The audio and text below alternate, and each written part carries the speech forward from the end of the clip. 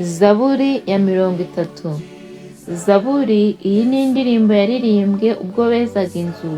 Ni Zaburi ya Dawidi. Uwiteka, ndaguhimbariza kuko wampagurukije, ntukunde ko abanzi banjye banyishima hejuru. Uwiteka Mana yanjye, naragutakiye urankiza. Uwiteka, wazamuye ubugingo bwanjye ubukura ikuzimu. Wanyijije urupfu ngo ne kumanuka nkajya muri rwa rwobo. Muririmbire Uwiteka ishimwe, mwa bakunzi be mwe, mushime izina rye ryera. Kuko uburakari bwe ari ubw'akanya gato, ariko urukundo rwe ruzana ubugingo.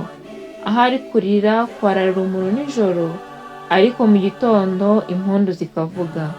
Nanjye ubwo nakubwaga neza naravuze nti, ntabwo nzanyeganyezwa. Uwiteka, kubw'urukundo rwawe wari ukomeje umusozi wanjye. Wampishe mu maso hawe mpagarika umutima. Uwiteka, naragutakiye kandi ninginze Uwiteka nti, amaraso yanjye azamara iki nimanuka nkajya muri rwa rwobo?